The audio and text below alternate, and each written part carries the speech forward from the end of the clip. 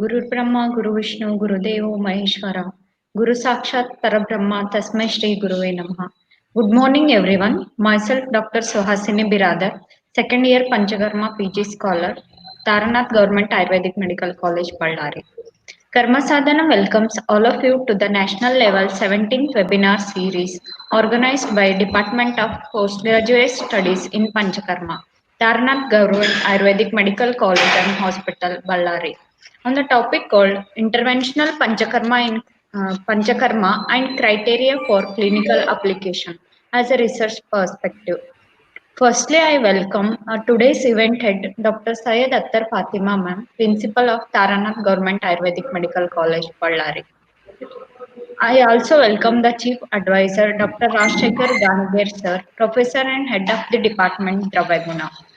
I heartily welcome today's event speaker, that is Dr. Ram Manohar, Research Director, Amritha School of Ayurveda, Kollam. I also welcome the organizing secretary, Dr. Dosha Kendadmat sir, Professor and Head of the Department, Panchakarma. I also welcome the coordinators, Dr. Rajesh Sugur sir, Dr. Trishaila ma'am, and Dr. Shilpa Shri ma'am. And I also welcome all of the participants of the webinar series. Now I request our beloved principal ma'am, Dr. Syed Attar Fatima ma'am, to address today's webinar series. Good morning. Am I audible? Yes, ma'am, you are audible. Good morning, sir. Namaskar. Namaskaram. Good morning. Namaskar, sir. Ram Manohar, sir. Good morning. Good morning. Can I'm you hear audible. me? I think I'm audible. Yes, Yes, sir. I think you can Good hear morning. me, sir. Good morning. Sir, we are incredibly grateful to have you with us today, sir. It's really Thank very you. great. I just went through your biodata. It's a lengthy biodata. I'm so happy that I'm proud that you have agreed to address our students today. We are very excited to hear from you, sir. I think your presence itself is a blessing for all the students and teaching fraternity of Taranath Government Ayurveda. Sir, I just want to share a few words, sir. Sure. I just want to share a few words about our institution, sir. I am heading this institutions as the principal from 2017, December 2017, sir. Okay. You know, any leader or any head of the institution is nothing with a wonderful creative team.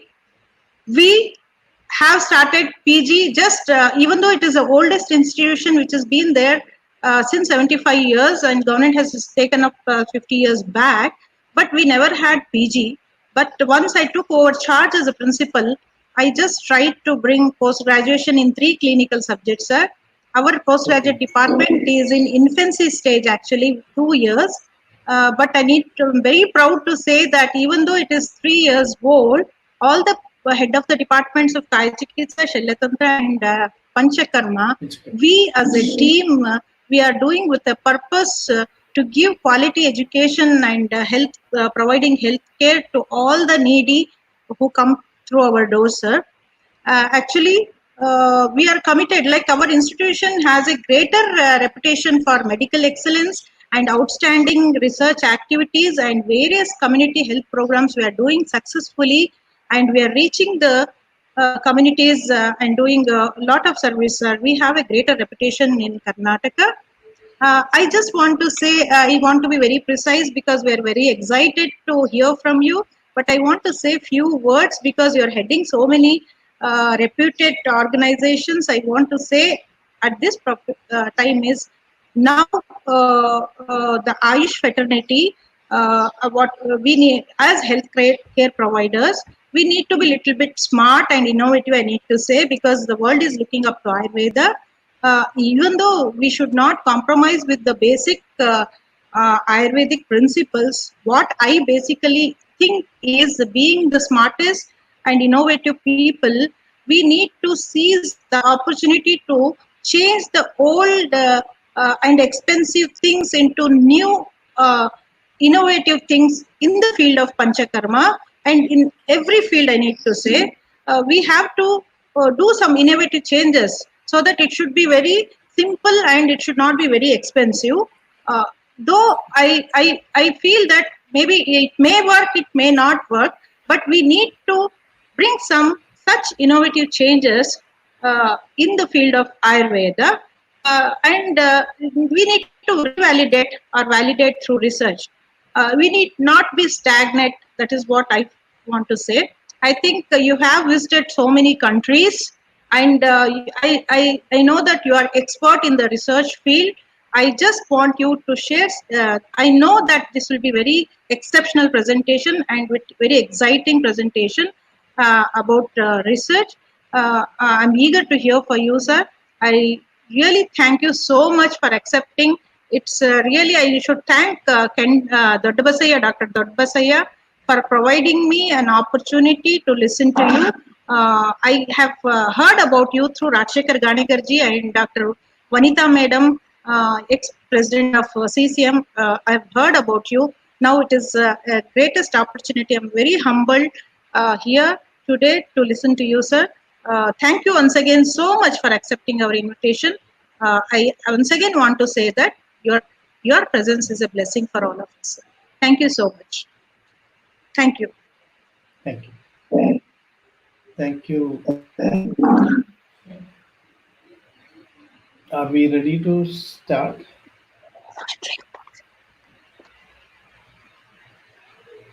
Are we ready to start? Am I audible?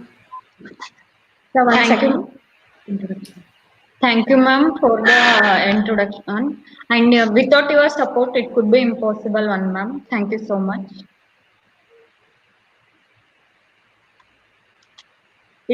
It's my immense pleasure and honor to introduce the great speaker, Vaidya P. Rammanohar, sir. Sir has received his graduation degree from Bharatiya University, Coimbatore, and post-graduation from Rajiv Gandhi University of Health Sciences, Bengaluru. Sir has been contributing in the field of Ayurvedic research since last 29 years. Sir was the principal investigator on the Indian side of National Institutes of Health, USA, sponsored research study scientifically evaluate the efficacy of Ayurveda in rheumatoid arthritis and received the Excellence in Integrative Medicine Research Award. Sir has been invited as speaker at prestigious institutions like Harvard Medical School, National Cancer Institute, and University of Vienna, University of Denmark, University of College London, so on.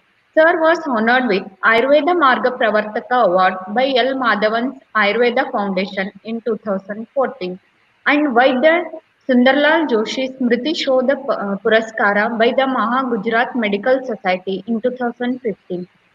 Bharadwaja Puraskara Award from Punotham Ayurveda Ashram in 2016.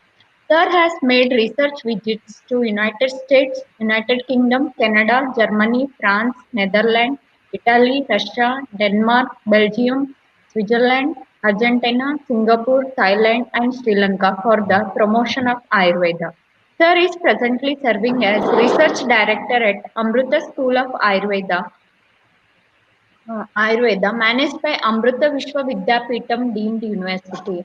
Also served as faculty in several institutions that are imparting the courses and training in Ayurveda like University of German, Southern California University of Health Sciences. Sir is research advisor to the Indian National Science Academy, Government of India. Also, he is a member of expert group of development of international standard terminologies for Ayurveda. Thank you, one and all. I over to you, sir. Can continue. Thank you. Continue the sessions. Thank you, madam, for the very warm introduction. And it's really a great honor for me that I have been invited to, present my views in this seminar. And although I'm not really a specialist in Panchakarma, of course, Panchakarma is a procedure that is so fundamental to Ayurveda, and irrespective of our specialization, every clinician has to perform Panchakarma in their clinical practice. So today I will try to share, as Madam rightly pointed out, we are in a very, globalizing age of Ayurveda. The whole world is looking towards alternative systems of medicine. And I have to say that Panchakarma has played a very big role in, popularizing Ayurveda in many countries, and even in India. Ayurveda is almost synonymous with Panchakarma. So I have seen even many clinics, even outside India, being characterized as offering, Panchakarma. And I must say that just like acupuncture has played a big role in popularizing Chinese medicine, I think almost that role Panchakarma has played in bringing awareness about the Ayurvedic method of healing. But it is also an irony that this very word Panchakarma has been very grossly misunderstood.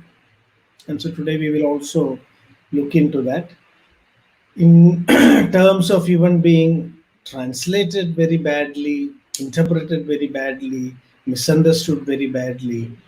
For example, coming from the state of Kerala, I can tell at the very outset that one of the biggest misnomers regarding Panchakarma is the word Keraliya Panchakarma. In fact, Kerala is known for its specialization in therapies which actually are part of the Purva Karmas of Panchakarma, not really the Pradhana Karma. So it's a bit uh, ironical that the word Kerala Panchakarma, I mean, does not really make sense when we look at the classical Panchakarma procedures, where that much of innovation has not been made. I mean, the real contributions from Kerala has been, as I was mentioning, in the Purva Karmas. So these are some opening thoughts I want to today bring into perspective. How from a research angle we can look at Panchakarma, and I would like to pose many questions, stimulate thinking in different directions, so that we think beyond being just clinicians. We need to become global ambassadors of Ayurveda. We need to convey the message of Ayurveda to the world in an authentic way. In the wake of COVID-19, the gaps of the healthcare system is becoming glaringly evident. The countries which have access to the most advanced healthcare system has been actually affected the most by this pandemic, and the limitations of the modern healthcare system is being made evident like never before. And as the chairman of the Ayush Interdisciplinary Task Force mentioned, COVID-19 has brought Ayurveda and modern medicine to the same level ground. We are for both systems, this is a completely new disease, and where we have to start from scratch. So looking at this global context, I want to today begin by contrasting two things. One of the most earliest attempts to bring Ayurveda into the scientific domain, especially Panchakarma into the scientific domain of application, in my understanding, happened not in India, but in Japan. I don't know how many of you are aware of this. Maybe many of you are aware. But I came to know about this nearly 10 to 12 years ago, almost 15 years ago, when I was introduced to a Japanese allopathic physician. His name is Uibaba, Kazuo Uibaba. And if you search, research databases like PubMed and Scopus, you can come across some of his papers.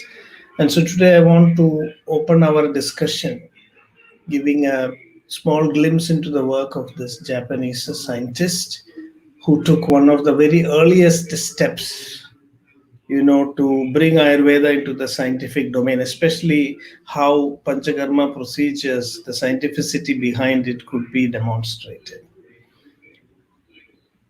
So Uibaba made a very revolutionary step so many years ago, nearly 2 decades ago, when he developed a robo for performing Shirodhara. I think we are not able to interact in this, so I will not ask that question now. I would really like to know how many of you are really aware of this invention, of this development by this Japanese scientist.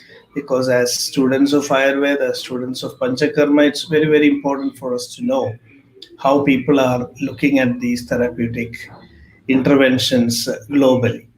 So, on the one, I wanted to start on a positive note by pointing out this particular invention by a Japanese modern medical doctor.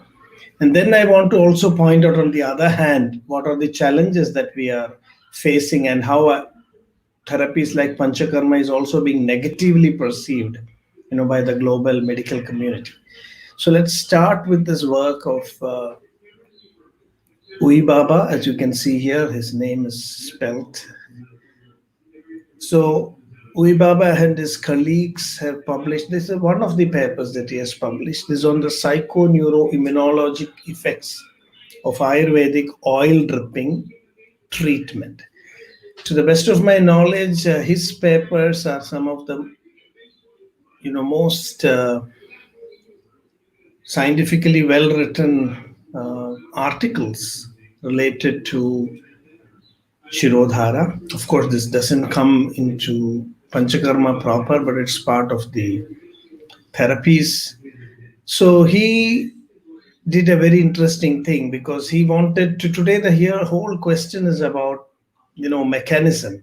When we look at Panchakarma, what is it actually doing? I know in my own clinical practice, there have been so many instances where we have been directly witnessing the effects of Panchakarma treatments. The clinical effects are very visible. Any successful Ayurvedic practitioner will have no doubt about the clinical relevance of using Panchakarma in so many diseases. But when it comes to its scientific acceptance, that is what I want to point out on what platform we are standing today, and what are the steps that we need to do to create credibility, to accept Ayurveda along with, because Panchakarma is one of the major interventions that Ayurveda is offering when it comes to both prevention and management of diseases. So with this, from this viewpoint, I want to just introduce this Shirodhara robo. Of course, there are many questions whether a human being should actually be doing it, whether when it is done by a robo there would be some element that is lost. There are such debates like that, but I'm not going into that. I want to focus today on how the invention of the robo brings us some possibilities for scientific evaluation and a better monitoring of the effects of Shirodhara on the biological system. So you can see here the Shirodhara robo. It's not just today, we know that we have created mechanistic appliances to automate the process of releasing the oil, collecting the circulating oil, recycling it, heating the oil. So that kind of technologies are already there. That is only using technology for supporting the whole process of delivering the treatment. That kind of innovation is much more popularized. But here is an attempt to go even further.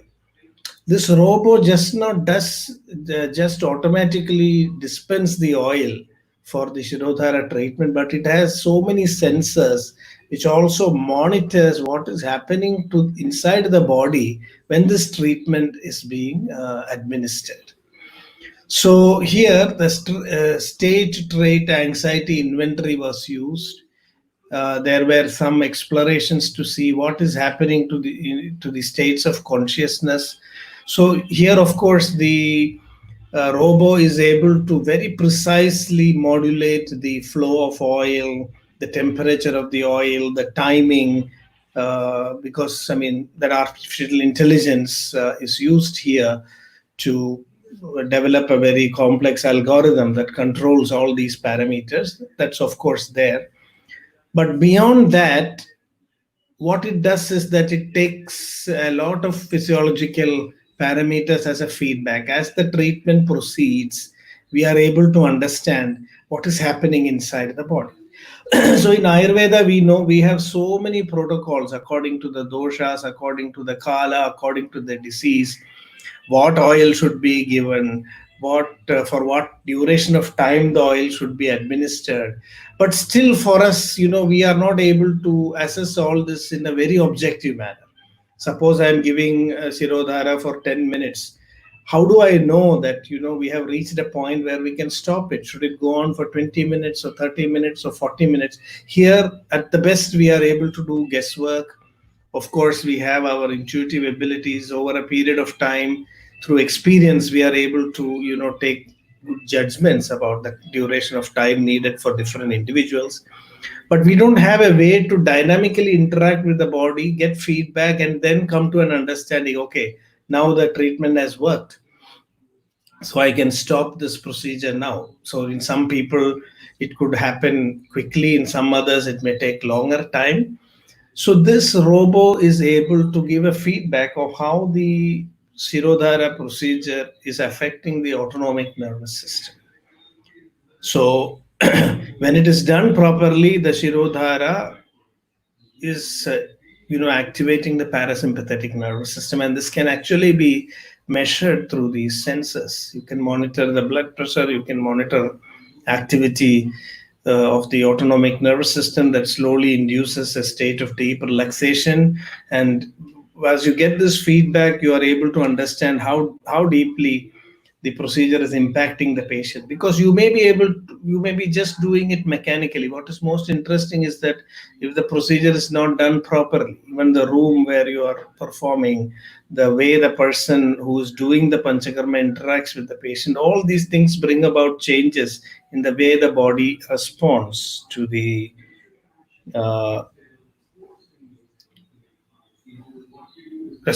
procedure. So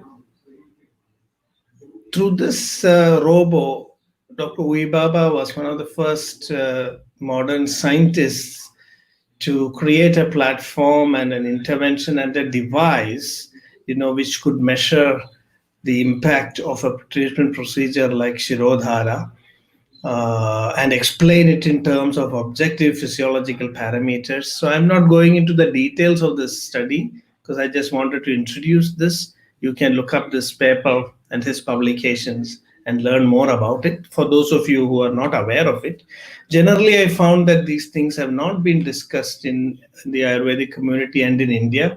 Even I came to know about him through a scientist in the United States, and it was very accidentally that I came to know about him. He has come to India, visited the institute where I had worked earlier in Coimbatore at Ayurveda Pharmacy, and we did have a lot of discussions. He was even willing to, but for some administrative and other reasons, this didn't work out. He had shown interest to set up that device in India so that we could also do some work, in our clinical practice. So I think that we need to bring about such innovations and developments in the field of Panchakarma if we want to showcase it as a very scientifically sound, a medical intervention. I tell this because the next slides are going to be a little, on the negative side. I want to reveal how, there are so many misconceptions about Panchakarma in the Western world, in the scientific community, and why we need to really go into these kind of advanced interventions. I don't know how many of you do this, but many of us, we translate when we want to speak to a Westerner or to a scientific community, we use the word detoxification or detox therapies. This has become a very fashionable word. And I want to point out that this is extremely dangerous. Please do not translate Panchakarma as detoxification. And hopefully I will be able to explain to you clearly why I think so. So the first thing is, detox treatment is something which developed in the West. If you really look at it very carefully, this is because I've also been working on this international terminology standardization. So we find, how we are unconsciously picking up just the wrong terms, for Ayurvedic terminologies, which then creates a lot of misunderstanding and misconceptions. So detox treatment is part of the alternative system in the West. There is no equivalent term in Ayurveda. Two things are there. Detoxification, there is a classical medical definition of mainstream medicine, which deals with addictions of drugs, alcohol, or that is where this term detoxification is used in modern medicine. But in the European or Western alternative systems of healing, there is a term called detoxification, where they claim that they are removing so many toxic substances from the body. So detoxification is actually the physiological or medicinal removal of toxic substances from a living organism, including the human body, which is mainly actually carried out by the liver. This is the modern understanding. Additionally, it can refer to the period of withdrawal during which an organism returns to homeostasis after a long-term use of an addictive substance. So detoxification is a loaded word. There is a very specific medical definition for this. So another thing is detoxification can be achieved by decontamination of poison ingestion and the use of antidotes, as well as techniques such as dialysis, chelation therapy. So when we are doing such procedures, which in Ayurveda would be considered as, agada or removal of visha. Removal of visha, agada is a different topic altogether. We even have a separate branch called Agada Tantra. So the first point I want to say is it's been a very, very big mistake in equating Panchakarma with detoxification for two reasons. Detoxification has a very special meaning in modern medicine, and in Western alternative complementary medicine, detoxification means also something else. And Panchakarma has nothing to do with either these two types of detoxifications. So when you use a word like detoxification, you are creating a opportunity for a disastrous communication and misunderstanding. I will tell you why. Because many detox methods are prevalent in the West, and they are all kind of, we'll just examine a few of them. And by using the word detoxification, we are also bringing down Panchakarma to that level. So certain approaches in alternative medicine are claiming to remove toxins from the body through herbal, electrical, or electromagnetic treatments. A lot of people are doing this, and modern doctors are making fun of these procedures. So the basic thing is, they ask, what toxin are you removing? And nobody is able to tell what is going out of the body before or after. This is one of the biggest problems. When you say detoxification, you will have to, first of all, demonstrate that there has been a buildup of toxins in the body, and that after your treatment, those toxins were removed. So if you are not able to show this difference scientifically, the world will not accept that you are actually doing detoxification. So there is little evidence. So the big problem is, first of all, you are not able to prove that there has been accumulation of toxins, because usually the body has a very robust mechanism to remove such toxic substances. The liver is continuously doing it. The kidney is also doing it, which is why when we take too many toxic medicines, the first organs to be affected are the liver and the kidneys. So they remove a lot of toxic materials, including metabolic wastes. So here is one of the biggest scams in the West. So if you go to any serious modern medical practitioner, and if they ask you, because I have had experience after traveling in many places, meeting with, even modern clinicians, the moment you tell what is, we have heard a lot about Panchakarma, so can you explain what it is? And so if you start by saying, Panchakarma is a system of detoxification, and now they will immediately look at you, frown, and say, no, come on, what is this detoxification that you are talking about? So I will show you why they are, very suspicious of the word detoxification, because in Europe, there are many strange practices going on in the name of detoxification, one of which is aqua detox. So aqua detox is a system. I will show you the picture now. this system claims to remove toxins from the body. The customer's feet is kept in a salt water with an electrical connection. Low voltage current is transmitted. And the apparatus produces a frequency of positive and negative ions. So what people claiming is that if you keep your feet in it for some time, this current goes inside the body and affects all the cells. And a little later, the water will turn brown. And this is a proof that the toxins are being removed. So the water will become reddish after some time. And they call this as ionic cleansing or ionic foot bath. Can you see this picture here?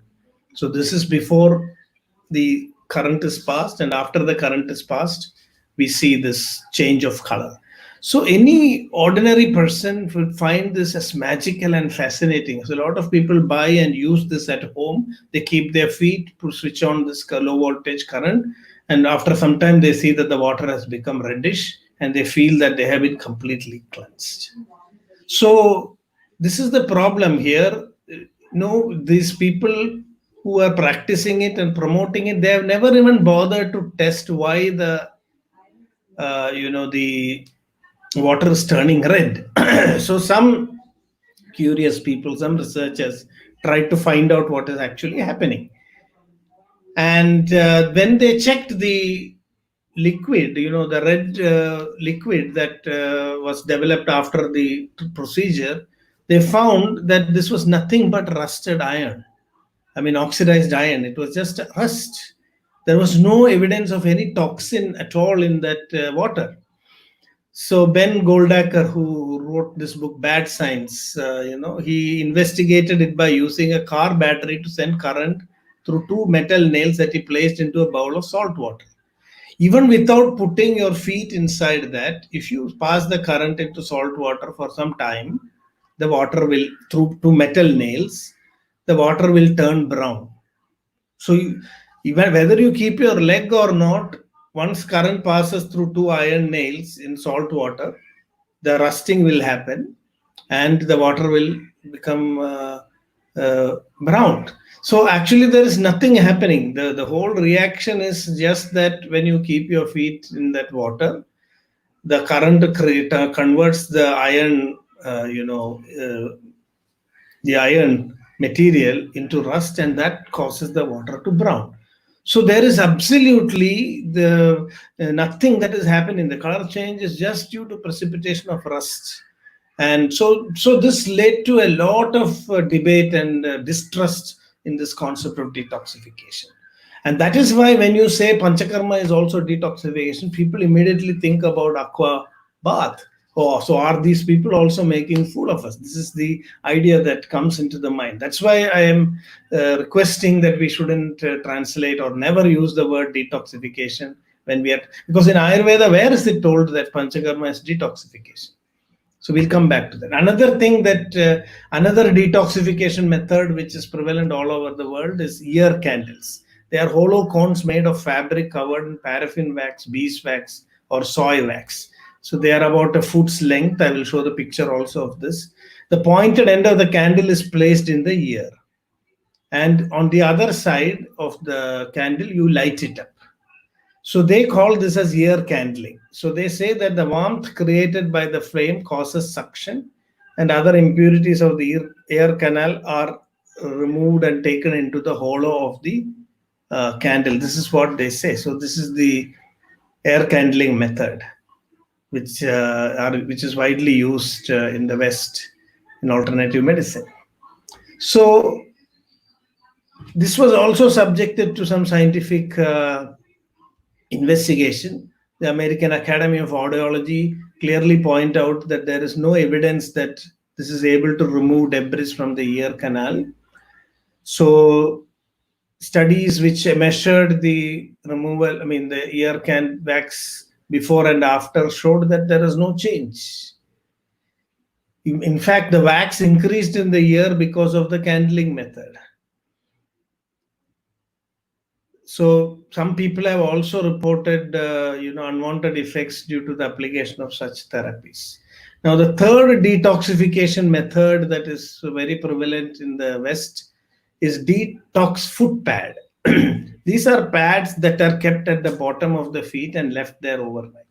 In the West, we have on the one hand very scientific, over scientific people disbelieving everything and questioning everything, and then on the other hand we have ordinary people who are ready to believe anything. So just because some people accept Ayurveda, general public accepts Ayurveda, does not mean that they are even critically doing it, because even things that would not get accepted in India are easily accepted in the West. So some of these practices are like that. So here is another method where they use for detoxification. They put some pads under the feet, and in the morning when they wake up, this becomes dark, blackish. So here you can see this difference. The the material becomes black, but there is absolutely no evidence to show. So what they say is, through the skin, all the toxins in the body are collected by the pad. That is what they are claiming. But scientific studies have shown that there is nothing that comes out. The analysis of these pads doesn't show that there is anything that comes out. So it is just a natural chemical reaction that happens in the substances that are kept inside these pads. So this is the reason why detoxification, the term detoxification, when it comes to traditional systems of medicine, has gone into a lot of disrepute. And it's very, very important that we don't bring down Panchakarma into such a status. So I showed two contrasting possibilities. One is the kind of work which was done by Uvi Baba and which resulted in scientific publications, which and the development of very sophisticated equipments like a Shirodhara robo, which was able to measure the effect of Shirodhara on many physiological parameters and scientifically demonstrate what is happening inside. And on the other hand, we are seeing these kind of treatment scams, which are absolutely based on rubbish. There's no scientific basis. So where do we want to place Panchakarma? In which direction should we go? If we want to take science, as Madam was mentioning, if we want to take science, build Ayurveda on the methods of sound research, then I think we should take the path of the work done by people like Dr. Uvi Baba. It's also a bit of a discomfort to understand that this kind of work has been done outside India. I mean, we have access to all technologies. We have the most authentic Ayurveda here in India. So why should not we be the pioneers in developing such modalities? So I want to point out these two things also. One is, by jumping to quick marketing of our system, using terms very carefully without understanding their context, presenting Panchakarma as detoxification, the Ayurvedic community is risking being dismissed, as people who are quacks and fakes. And on the other hand, many modern doctors and scientists are taking our techniques, converting them into robots and developing big technologies. So the time may come where, the whole knowledge slips out of our hands. We will be dismissed as fake people, and the scientific basis of our interventions may be understood by other people from other countries, other scientists, and this may get lost. So this is something which is very, very important and which I wanted to point out at the outset itself. So what is detox in Ayurveda? The concept of detox has emerged in the West. Detox therapy in modern medicine include measures to remove dangerous toxins from the body, as I mentioned. So now Panchakarma Shodhana therapies in Ayurveda are termed as detox. And what is the Ayurvedic view of detoxification? According to Ayurveda, there are three types of substances that may have to be removed from the body. One is malas. So removal of mala we cannot call as detoxification. We call that as Shodhana. And then we have ama, the improperly processed products, which is neither mala nor dhatu, that cannot be assimilated or eliminated by the body. And ama is not directly removed in our system unless it is in a chalavastha. I'll come to that. So we have clearly told the leena ama shouldn't be removed. We have to do deepana, padana, so many procedures for removal of ama. We have two options: either doing pachana and neutralizing it, or by doing shodhana after doing necessary separation from the dhatu, so that it doesn't affect. So we cannot also say that panchakarma is just focused on direct removal of ama. And then we have visha, toxic substances produced endogenously by the body or ingested from outside. So here what I want to point out is that when it comes to Visha, then the whole subject changes. In Ayurveda also, Visha is coming under the purview of Agada Tantra, and we have Agada, detoxification. The best term for detoxification in Ayurveda is Agada and not Panchakarma. So removal of malas. The body is well equipped to remove malas or waste from the body. There are reflex mechanisms. Through Vegas, the body is removing the wastes. By adopting proper lifestyle and diet, it is possible to expel the malas by natural process of excretion. Medicines can also be administered for removal of the accumulated waste. We cannot call this as detoxification. Now, when you deal with ama, again, this is due to impaired metabolism. So some of the major measures that Ayurveda uses is also for correction of metabolism, which we call as Dipana Pachana. And in some situations, we have to remove it by emesis or purgation. We'll come to some of those criteria, because what I want to talk about today is about the scientific understanding of the mechanism of Panchakarma, how we can develop objective measures and parameters to show what's really happening inside the body, and develop robust algorithms. So where we can use a particular treatment, how to look at the outcomes in each individual, optimize this. This is the way we can develop Panchakarma into a scientific system. Definitely Panchakarma brings a model of the human body, a model of physiology and pathology, which is missing in modern medicine. So I think when we bring it into that platform, this could be a game changer in medical treatment in the future. But for that, we have to take a lot of initiative and change the way we are doing research on Panchakarma. So ama can then become toxic under certain circumstances. So we have the concept of ama visha. There we can talk about detoxification. But there again, the concept is agada. It enters into the domain of agada.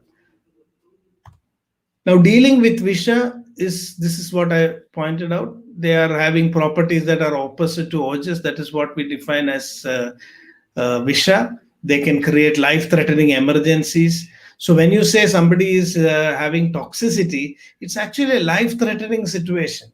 So this is what puts people off. We are doing detoxification. Why are we doing detoxification? Has some really life-threatening toxin entered into the body? So in Sanskrit, this is called as Agada Tantra. And even the word toxin for ama, I think, is a misnomer, because of the way the word toxin is used in modern medicine gives a wrong understanding. So it's always a problem of wrong translation. So I want to now bring some standards in these and terminologies, so that it gives us good perspective in developing interventions based on Panchakarma. We can call removal of mala is excretion or shodhana, removal of ama is bio-cleansing, and removal of visha is detoxification. So it's very important at the very outset to distinguish these three terms, because the removal of malas is more natural. And we also have the idea that Amam annarasam kejit tu malasanchayam prathamam dosha dushtim va kejidamam prachakshade. So here in this sloka, the three ideas are ingrained. When you say amam annarasam, it is the idea of ama. Malasanchayam, which means accumulation of malas. Prathamam dosha dushtim va. That is dosha samurchana. The dosha samurchana is compared to visha actually, because it has been clearly told, Anye doshebhya evati dushtebhyo nyunya murchana kodravebhyo vishasya eva vadandiyamasya sambhava. So when you talk about Panchakarma, of course, there is the procedure that we are doing. We do the Purva Karmas, we do the Vamana procedure, the patient achieves Vamana, all that is important. But what I want to talk about today here is the whole science behind Panchakarma. Now, ama can also be explained in terms of disrupted microbiome. Now, the whole question is, how do we demonstrate what is happening inside the body? So I wanted to point out that Uyi Baba was one of the first modern medical scientists to demonstrate objectively by using a robo for Shirodhara what changes are actually happening inside the body, which can be measured while our treatments are done. It can be measured in real time. While the treatment is going on, these things can be measured. I have not found very such solid studies happening in the field of Ayurveda from in India, which brings to light, the actual understanding of what really happens inside the body. So a disrupted microbiome, and so many of our treatments like Vasti, even Vamana, one of the areas where we could look at is how does it impact the microbiome of the system. Because today we know that the microbiome is sometimes even more important than our cells. I'm sure many of you know that the discovery of the microbiome has enabled us to understand that we are perhaps a big bacterial colony more than being a human being, because the number of microbes actually outnumber the cells in our body. We have more bacteria in our body than even the normal cells. So the microbiome actually creates the atmosphere for these normal cells to function. These were referred to, I think, very early in Charaka Samhita as the Sahaja Krimis, is an early reference to this microbiome. So one of the areas where we should, and some studies have already been initiated even in India, but the results have not yet come out. One of the areas where we could look at is how Panchakarma is, affecting the microbiome. It is already possible through microbiome research to explain the effect of certain herbs and spices. For example, from the Deepana Pachana medicines, many of these we can now explain on the basis of microbiome. Even in diseases like Parkinson's, we have found very, very good result with treatments like Vasti. The more we focus on the gut, the more the results are seen.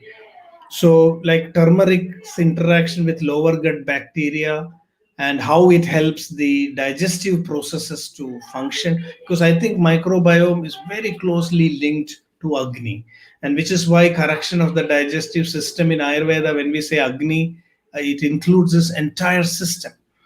And I think after Panchakarma is also a procedure to reset the microbiome of our body.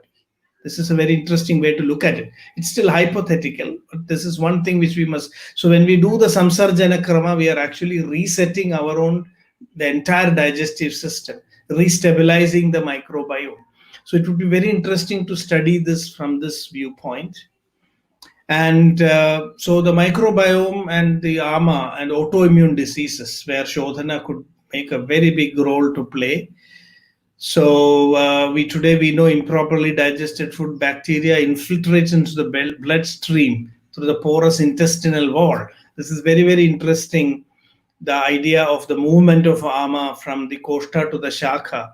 It also seems to be now being revealed by modern scientific studies, and this triggers a rapid immune response because the immune system suddenly sees these undigested protein molecules as foreign bodies, proceeds to attack them, and then this results in an autoimmune disease. So two interesting things: cardiovascular disease being caused by such ama. In Ayurveda, we say gulma and hridroga are very related.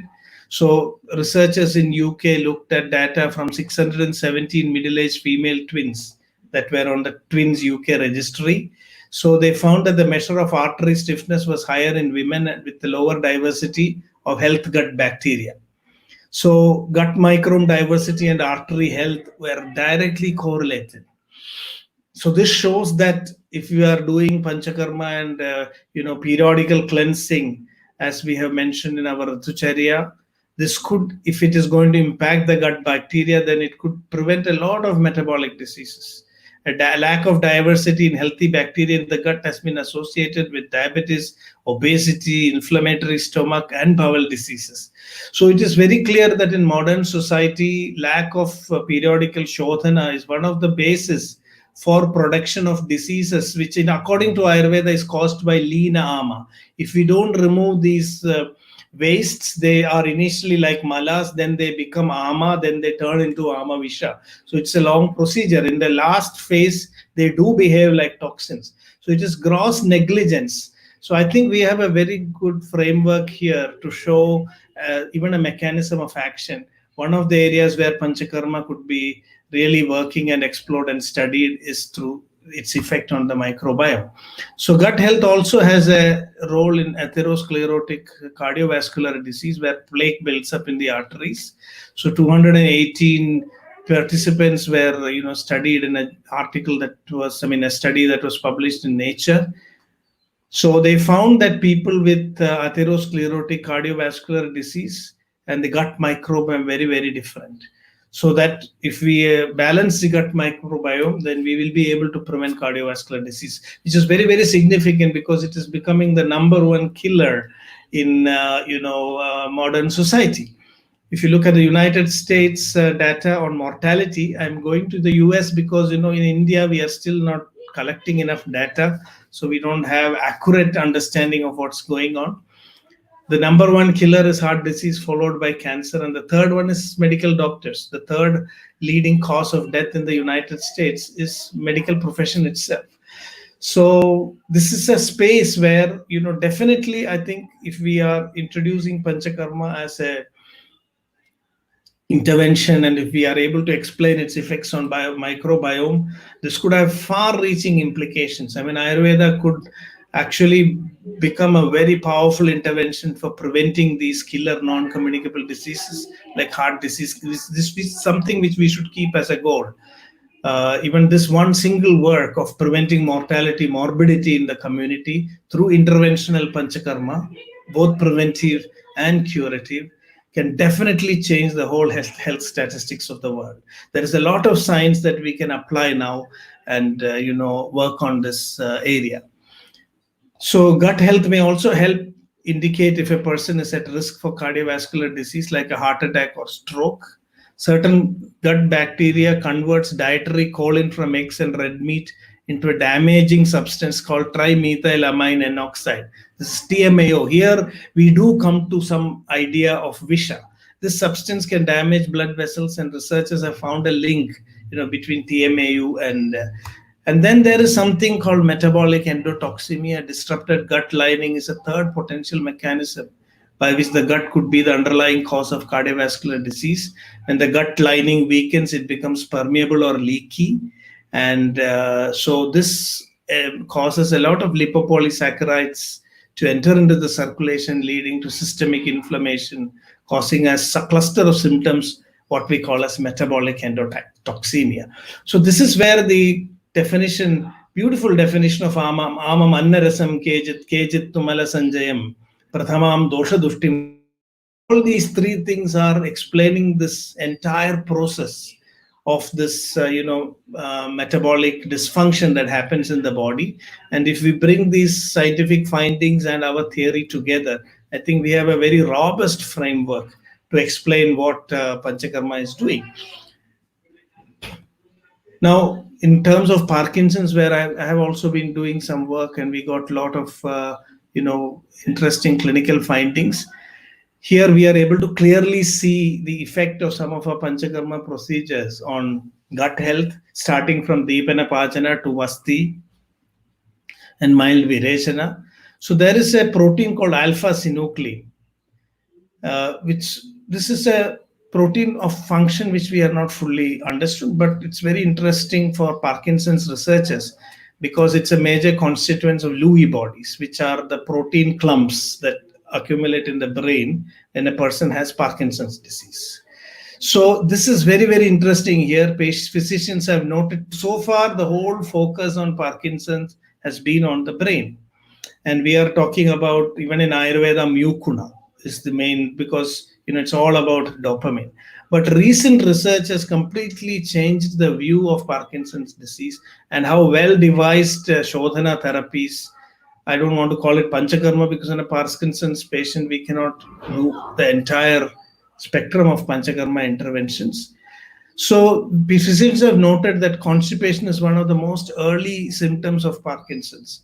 And in postmortem samples of Parkinson's patients, these Lewy bodies or clumps of alpha-synuclein have been found in the brain and also in the gastrointestinal system. So it turns out that this misfolded alpha-synuclein protein is actually accumulating in the gut first. And through the vagus nerve, it is actually reaching the brain. So experimental studies have shown that if you are, cutting the vagus nerve, you do vagotomy in rats. And vagotomized rats, you put alpha-synuclein in the gut, and non-vagotomized rats, you put alpha-synuclein. The non-vagotomized rats develop Parkinson's-like symptom, which means from the gut there is a connection to the brain. So these are, findings which will be able to explain our concept of Koshta Shakha Gadi, how there is a movement of substance from Koshta to Shakha, and which can also enter into the Marmas, and which is also a very fundamental concept in Panchakarma, that we are bringing the doshas back from the Shakha to the Koshta and removing them. And in Parkinson's disease, it has also been found that if you are able to, the microbiome, the microbiota of Parkinson's patients have been injected in rats, and it has been found that they are developing Parkinson's-like symptoms. So this is where in clinical practice, I have found that when we treat Parkinson's like Udavarta, where we correct the Agni, bring Anulomana, and especially Vasti treatment, there have been people who are bedridden are able to walk within the span of 10 to 15 days. Amazing response happening. So the focus has to shift from just, levodopa into a more complete and holistic understanding, and also the role of our interventional Panchakarma therapy. So today my focus is basically on trying to see how Ayurveda and Panchakarma can fit into the framework of a scientific understanding of mechanism. So Ayurveda says that one of the ways in which ama can be produced, as I said, endotoxemia is one concept where we can relate it to Visha, but that's at a very advanced stage. So at this point, let's come to some understanding. The concept of detox as propagated by alternative medicine in the West does not have parallels in Ayurveda. I think as a community, we must decide that we will not use the term detoxification for Panchakarma. So it is not appropriate to use it for excretion and bio-cleansing described in Ayurveda. And the word detox is more suited for neutralizing toxins, poisons, the method which is known as Agada in Ayurveda. And I also want to point out that the word purification is also not a good term for describing. So we are doing bio-purification because Ayurveda says the body can never be purified. Malochitatva dehasya kshayam vruddhestu pidana. In fact, if you purify the body, it is harmful. Malochitatva dehasya. The deha is malochita. Some mala always remains in the system. And kshayam vruddhestu pidana. Malakshaya is more harmful for the body than malavriddhi. So Ayurveda is not talking about purifying the body. It is only cleansing. Shodhana. I mean, what the optimal removal of waste, because dosha dhatu mala moolam. The mala is also avashtambha purishasya. So a complete removal of mala is not compatible with the way our physiology is, developed. So this is the first point I wanted to say in our discussion today. So there are so many misconceptions about Panchakarma. Panchakarma is one of the things which we said is also that Panchakarma is wrongly correlated with detox therapies. But I'm also worried that we are using the word Panchakarma as a blanket term for any Shodhana therapies that we do. And we bring down, so even in spas where they're doing some massage and all that, they are calling that as Panchakarma. This is actually belittling and bringing down a very respectable, very medically relevant therapy to something that can be, administered even in a commercial or in a very, very casual setting. So at the outset, I want to discuss a little bit about some terminologies before we go into some protocols. Now let's look at Panchakarma versus Panchashodhana. Panchakarma is, I think, sometimes misunderstood as Panchashodhana. So, see, I want to just point out again, in today's discussion, the main focus is on how to establish Panchakarma as a medical intervention, respected, accepted by not only the Ayurvedic community, but by the scientific community. Even if the scientific community does not accept fully, they should not be able to find fault with us like that they have been doing for the detox therapies. So we have to be very methodical, very systematic, and very rational when we present what we mean by Panchakarma. We cannot have too many ideas circulating around, contradicting each other, loose terminologies that will very badly affect our reputation.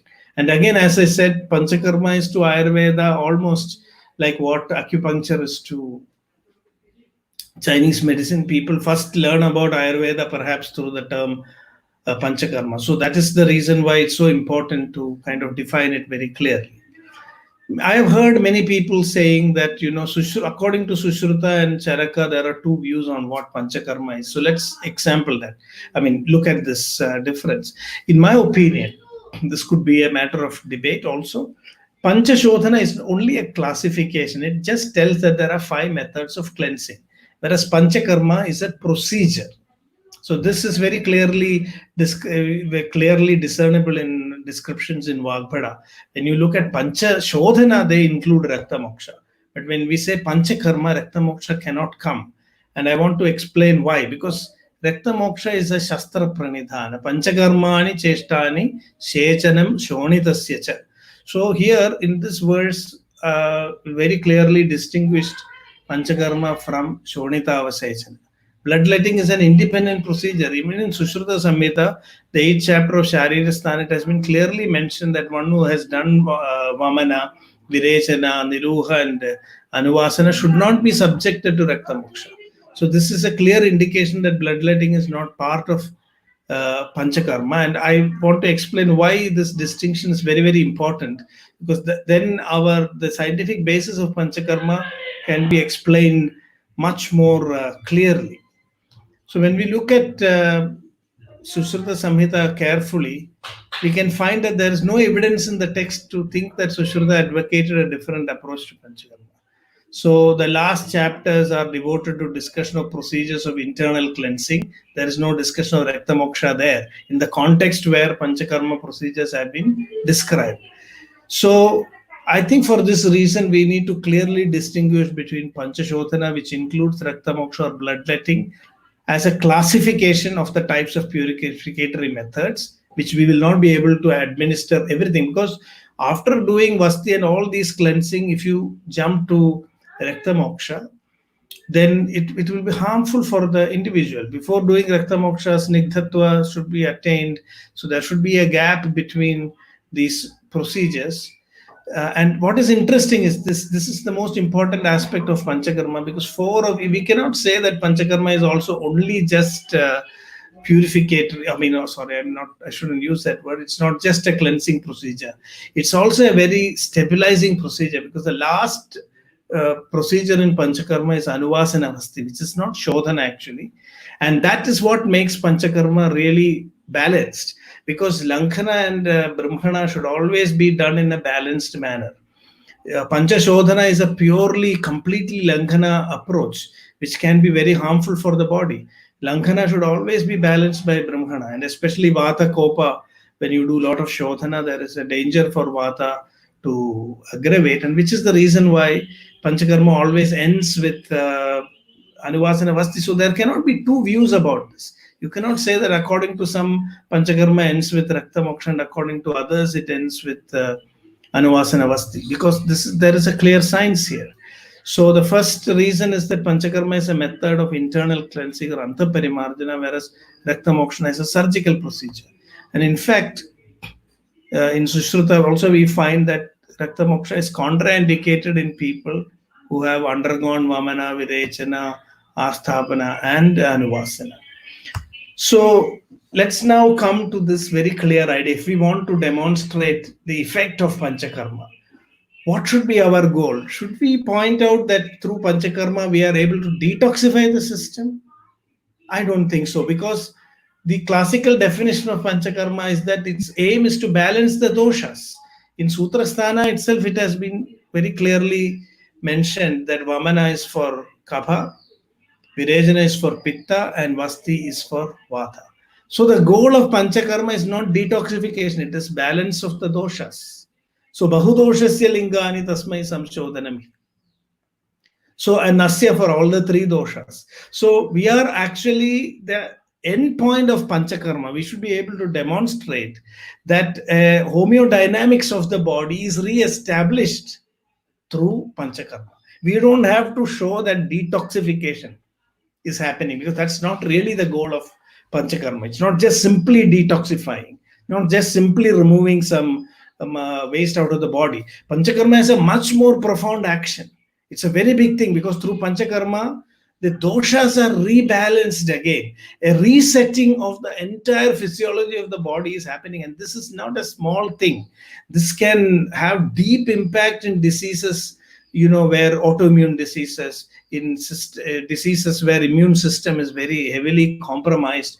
So things that resetting of the body is something which is having profound implications. So I think our attention should definitely shift from detoxification to what we mean by dosha balancing. Dosha balancing, we can today explain it. I don't want to use the word homeostasis, because homeostasis means something stable.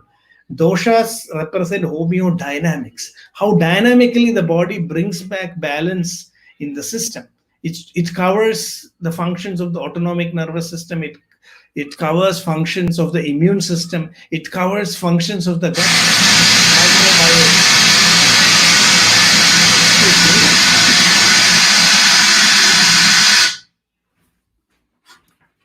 Excuse me. Sorry, I'm sorry for that disturbance. So I think it's time we started thinking about the outcomes of Panchakarma in a much more multidimensional perspective. So that's what I was hinting at. We looked at microbiome, we look at the immune system, we look at the autonomic nervous system, and the effects of Panchakarma may have really far-reaching consequences. Next thing I want to point out is that there is definitely, we need to distinguish between Panchakarma and Shodhana. Panchakarma is definitely more than Shodhana. It is a complex procedure for balancing the doshas. And that is why when full-fledged Vamana and Virechana are done, even Vasti has to follow in sequence so that the doshas are balanced. That is why all these 5 things are done together. The sequence also, first Kapha, then Pitta, then Vata. So from that itself, it's so clear that the effect of Panchakarma is on the doshas. And if some removal of waste, all that is happening, that's not the primary goal. All that is part of this whole focus of in Shamana, we have 3 approaches to balance the doshas. In Panchakarma, we have 3 approaches to balance the doshas. So Panchakarma established dosha samya, which cannot be achieved by any simple Shodhana karma or detoxification or cleansing procedure. If you do one of the Shodhanas, or if you do just detoxification, or just a simple cleansing procedure, we will not achieve dosha balance. The beauty of Panchakarma is that when it is done completely, it achieves total dosha balance, which is why Panchakarma in a swastha is also much more relevant. In many patients, we may not be able to do the whole Panchakarma procedure, because they may not have the bala to withstand all this. And according to dosha vaigunya, we may have to treat it. So it is also in a swastha that there is even much better scope for doing Panchakarma, so that homeodynamics can be established at a higher level.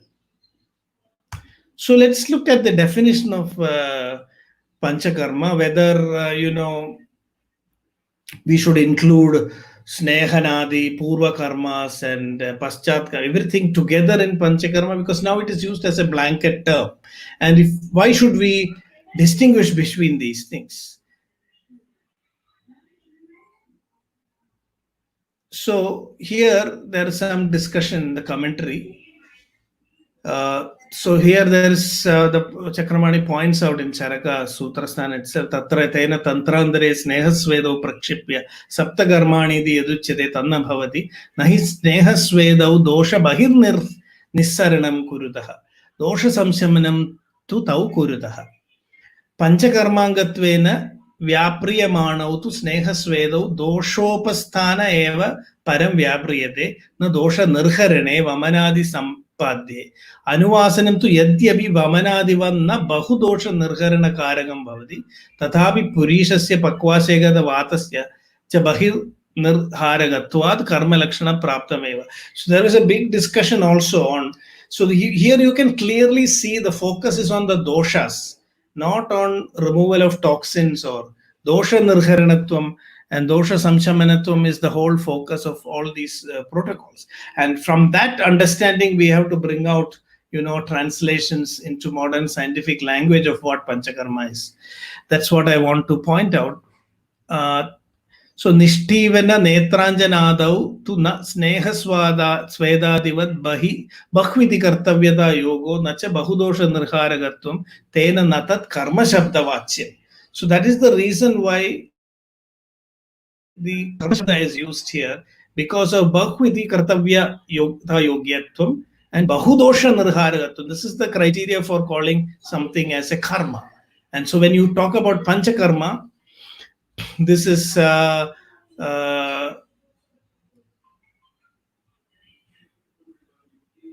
is the reason why the term Panchakarma has been so strictly defined in Ayurveda, and that strictness of this definition has been lost in modern times. So here I want to point out that when you look at the indications of Panchakarma, I want to propose how do we understand when and where to use Panchakarma? So we need very, very clear criteria, and I will come to that a little later. How can we define the different types of Shodhana procedures? Which ones can we call as Panchakarma? Which ones we shouldn't use the term Panchakarma? And here I want to point out an AMA classification chart, which could be used as a framework for developing very robust protocols to decide when should a person be given Vamana, when should a person be given Virechana. I'm saying we are still doing very good. We have good clinical parameters which we are all using, but to make it more objective, to make it more acceptable in today's scientific world, I feel that this classification and assessment chart will play a big role in making this more systematic. Now the first thing here is assessment of the ama, and the dosha is associated with ama. So amena tena samprikta dosha dushyascha dushita sama ityupadishyante. So how do we classify this ama? This is very, very important. There is a quantitative as well as qualitative classification of ama. Now, ama quantitatively, it can be alpa, madhya, or bahu. So alpa means it can be managed by dipana pachana. There's no need of a shodhana. And madhya can be managed by pachana shodhana. And only when ama is in bahu avastha, really a shodhana is required. So that very clearly Charaka has indicated bahudoshasya lingani tasmai samshodhanam hitam. Only for a person expressing these bahudosha lingas, that is doshas associated also here with accumulation of ama, we need to do Panchakarma or Shodhana Chikitsa. Panchakarma is again, the first thing is to decide where Shodhana is needed. The second step is to decide whether the entire Panchakarma is also needed. So here, the second important point is the qualitative analysis of the doshas. And in our classical text, we have 4 categories. Ama, the dosha associated with ama could be in a chala avastha, alina achala avastha, leena alina avastha, or leena avastha. So if we are able to objectively diagnose and assess these conditions clinically, then we will have a robust system which could be scientifically demonstrated. Because today, when you want to bring Ayurveda into the global platform, we need to have very robust protocols. In which patient according to what objective parameter you will decide, okay, this person needs only this Shodhana. So here, this framework, along with a Dosha Vikalpa chart, will help us to very accurately identify. For example, if the dosha is in a Lina Avastha, we know that immediate Shodhana should not be done. But how do we fix the parameters of Lina dosha? How do we know whether a person has Chala dosha? How do we know whether a person has Alina Achala dosha? So in Lina dosha, we have to definitely do a lot of Deepana Bhajana first, and then only we can go for the Shodhana procedures. Whereas if the dosha is in a Chala Avastha, we can directly, Sadhyo Vamana or Sadhyo Virojana can be given only when the dosha is in a Chala Avastha. So we know this clinically and intuitively, but we have not developed objective parameters to give this definition and this classification. So we would have, classifications like possibilities: Alpa dosha, Lina Alpa dosha, Lina Alpa dosha, Alina Achala Alpa dosha, and Chala Alpa dosha. Similarly for Madhya also, and similarly for Bahudosha also. So then, if you bring also a very clear dosha vikalpa assessment, then we can decide whether a person requires Shodhana treatment at all, and if we require Shodhana treatment, which specific type of Shodhana treatment is required, or whether the whole Panchakarma is required. So here, if you look at the whole text of Ayurveda, I found only few places, a lot of places specific Shodhanas have been mentioned. If you look at Vata Rakta Chikitsa, it is the most important treatments are Rakta Moksha, Virechana and Vasti. Other Shodhanas are not mentioned. But even today we talk about, okay, in Vata Rakta we have to do Panchakarma. We are using that word Panchakarma in a very broad sense. My opinion is that if we are able to bring distinctions in these terminologies, we would be more accurate and more scientific. So the whole Panchakarma has been indicated only in few conditions. Tridoshe Vidhivad Vaidya Panchakarmani Kare. In Grahani it is mentioned. And it's very important, Tridoshe Vidhivad. In the Tridosha context it has been mentioned. Panchakarma Vishuddhasya Purushasya Abhi Chendram, in Yoni Vyapat it is mentioned. Panchakarma Vishuddhasya Purushasya Vitishonidiyam. Asthyaasrayanam vyathinam panchakarmani bheshjam, in manoroga, in infertility. So in conditions where a complete resetting of the body is required, only in those conditions the full protocol of Panchakarma has been indicated.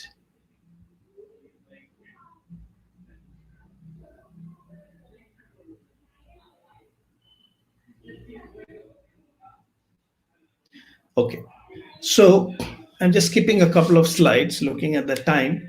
So there are some other points that we need to really bring about. The key to success of Panchakarma lies in the proper execution of the preparatory procedures.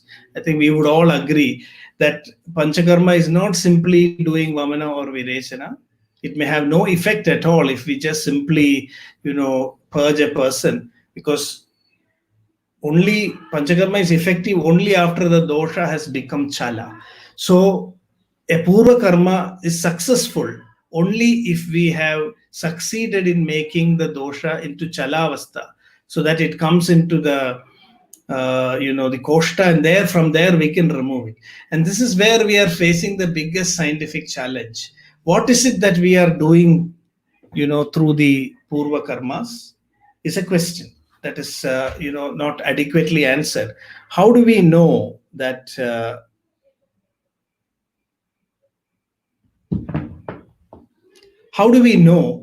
a particular Purva Karma has been administered adequately, that it has produced an optimal response from the body, and that we are actually ready to do Panchakarma?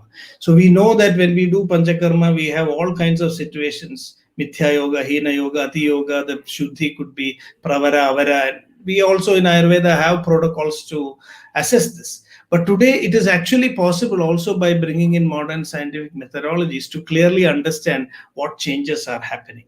So metabolomics, there was a study which was published in Scientific Reports Nature, it was done in the United States. Again, most of these kind of research studies, robust studies, are done outside India, and where they found, I think that they used a wrong term there. They told that this is the effect of Panchakarma.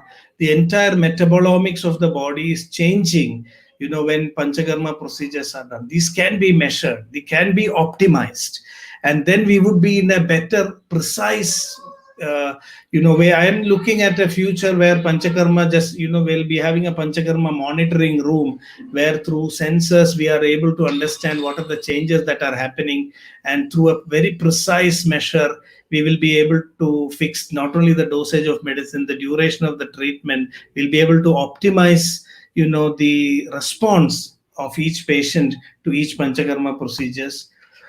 The another area where we need to do research is the effect of Snehana for Shuddhi versus Shamana. What is the whole physiological mechanism that is happening when we give Snehapana in high doses? I have personally experienced that patients with even high cholesterol levels, their cholesterol levels are stabilizing after giving Snehapana. But we still have not understood the actual mechanism. There are published papers reporting the effect of Snehapana on blood lipid levels. And so here we need a very clear understanding of Shodhananga and Shamana Snehapana. The other thing is the different mechanisms of Svedana, and I want to also explain here that Dr. Uyi Baba has now worked on also a Svedana robo, where he's beginning to study the effects of different types of Svedana on the physiological system. And this will help us to also understand and optimize which type of Shodhana, what amount of heat should be administered to each person to effect a specific Shodhana effect.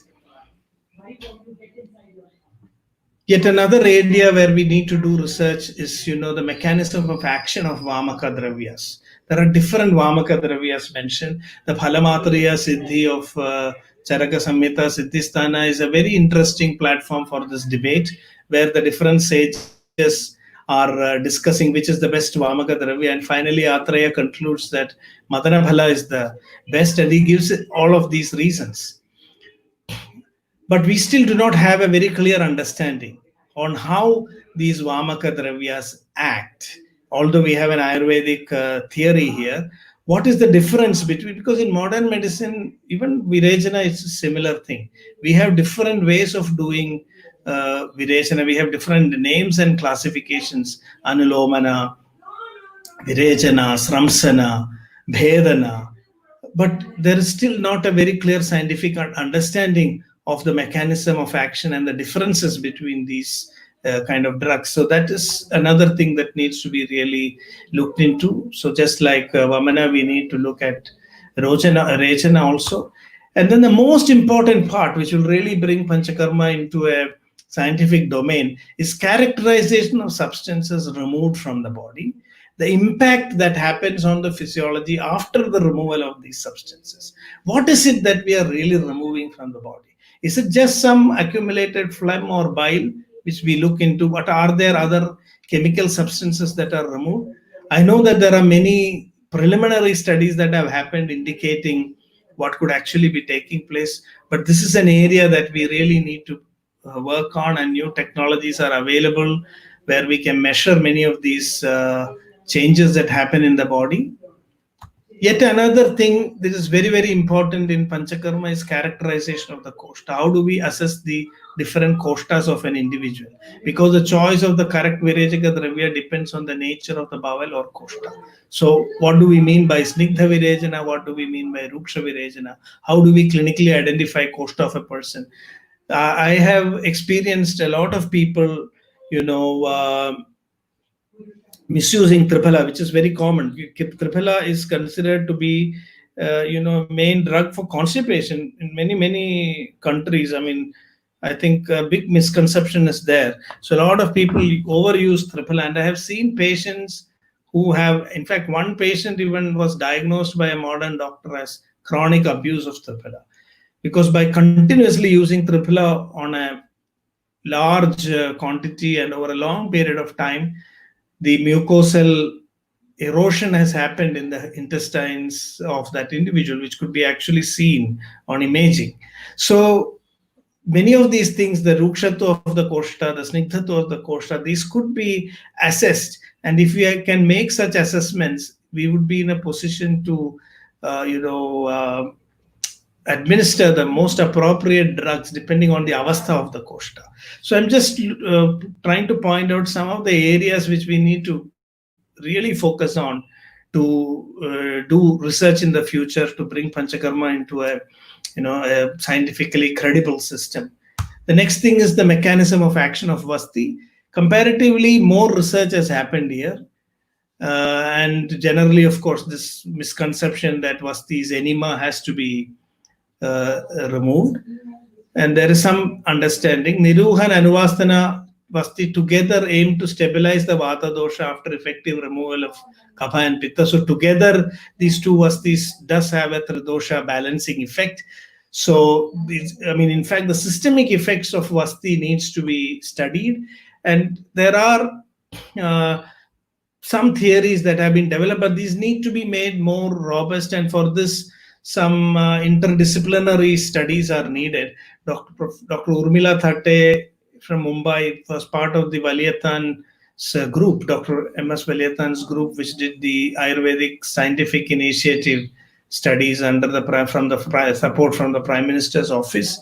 So she has also found, metabolic immunological changes after administration of Vasti.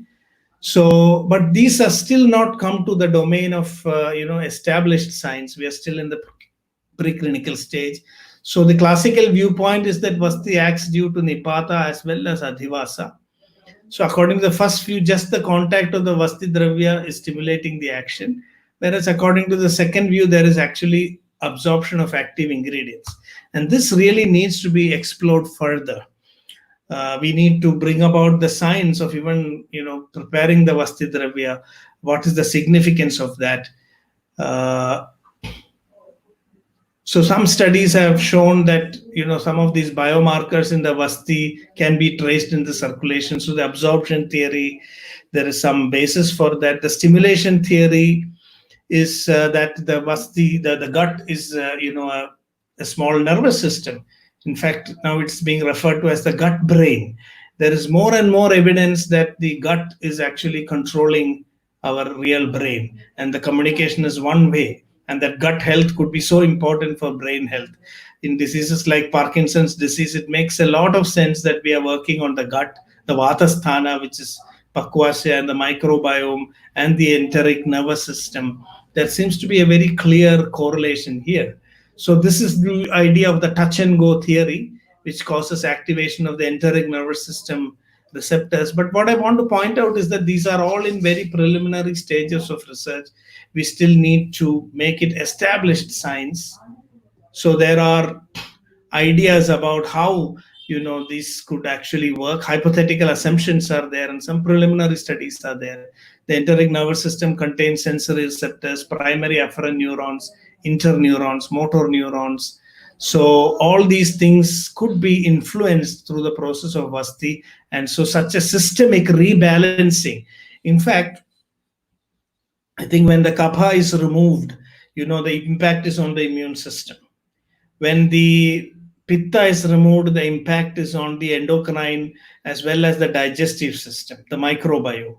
And when we do Vasti, the impact comes through the enteric nervous system, on the autonomic nervous system. So in three ways, we know today the psychoneuroimmunology, psychoneuroendocrinoimmunology, that is a new concept, PNEI axis. And I think that the Panchakarma is, so I want to synthesize all these views. I want to give a framework, from which we can do meaningful research on Panchakarma. And I must say that we have started some preliminary work in this area, though I'm not specialized in Panchakarma. And what I've realized is that we need interdisciplinary collaboration to really bring good science. The problem in Ayurveda is that we are all working in our silos. We are doing little things. So we get stuck after a point and we don't know how to, bring it into a larger framework. So without interdisciplinary research, even within Ayurvedic field, in Panchakarma, because it's so relevant to all other disciplines, we have to do interdisciplinary within Ayurveda and also link with other disciplines, including immunology, endocrinology, neurology. So this PNEI axis is, I think, a very good model to understand the effect of Panchakarma, which is psycho, neuro, endocrino, immunology. where it is a psychosomatic model. So I think that Panchakarma is important because the effect of Panchakarma can be explained better through this PNEI axis. Even the psychological domain, there is a impact of Panchakarma, which we should look into. In Manovyadhis, Manorogas, it is called that Tathasya Shuddha Dehasya Prasadam Labhade Manaha. So how Panchakarma modulates the PNEI axis, which is why Shodhana is of primary importance in Manovyadhis also. Because of its effect on the mind. So I think the PNEI axis, which is in Ayurvedic terms, it is nothing but Manas, Vata, Pitta, and Kapha. This is what in modern science they are calling, in a very complicated term, as PNEI axis: psycho, neuro, endocrino, immunology. So I believe that the removal of Kapha has a most profound impact on the immune system, because Prakritastu balam sleshma vikrudo mala uchyade. So when the Kapha Shuddhi happens in the body, Prakrita Kapha, the bala increases of the system. And when Pitta is cleansed from the body, there is a resetting of the endocrine and digestive systems. Ama Pachanatva. In fact, I believe that one part of bala is also Agni, because the phagocytosis, all these things are happening through the Agni system. And when finally we stabilize Vata, we are, activating or resetting the entire autonomic and, somatic nervous system. So this is the way Trudosha balance is established by Panchakarma. It's not just detoxification. It's just not some removal of waste. And this is the scientificity of Panchakarma, based on the Tridosha theory, that I think we should focus on in future research. So there are so many other postulations about Vasti. I'm sure as experts of Panchakarma, you're aware of this research. It's not my intention here to introduce these concepts, but I wanted to synthesize all these views that we have, showing out gaps where we need to do further research, so that we can create a robust scientific framework with which we can take Panchakarma research forward. So systems biology theory believes that all organs are interconnected at molecular level.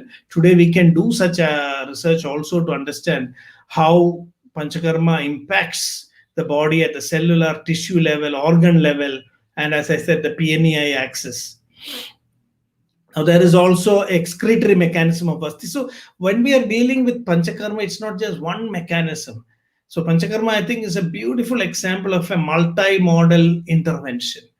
One intervention working at multiple levels and restoring, inner balance and homeodynamics. So there have been some studies which showed that Niruha Vasti shows a decline in pyruvic acid level, which results in higher vitamin B1 level.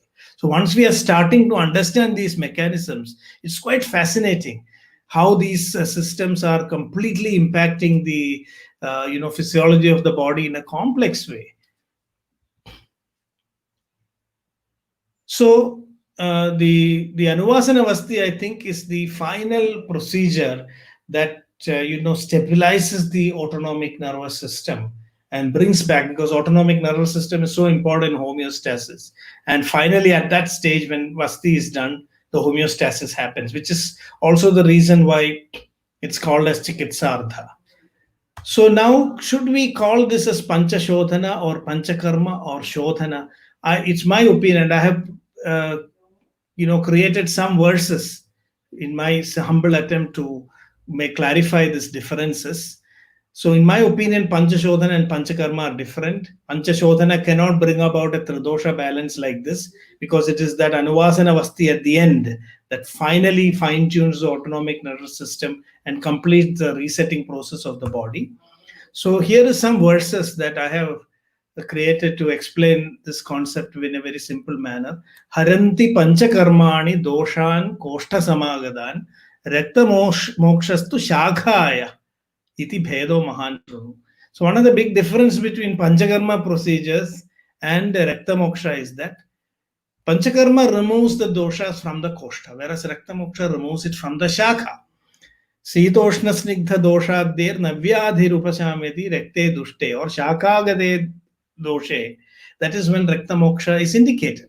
So when Panchakarma is not able to remove the doshas, when the doshas don't come into the court and we are not able to remove, that is when we consider Rakta Moksha. Vamanadini karmani panchanya vichikitsyate yojidani kramad panchakarma ityabhideyate. So we must use the word Panchakarma only when Vamanadini karmani panchanyapi, when all the 5 Vamanadi karmas ending with Anuvasana Vasti, kramad yojidani, with a goal of complete resetting of the 3 doshas, then only we should use the word Panchakarma. Ekadvitri chatushkani shuddhyartam yojitani vai vijaniyad chikitsayam shodhanam karma tadvide. If we are using only 1, 2, 3 or 4 of these procedures, not all the 5 together, because all the 5 together is a magic. It's a complete resetting of the system. When we are not using it, we should call it only as Shodhana Chikitsa.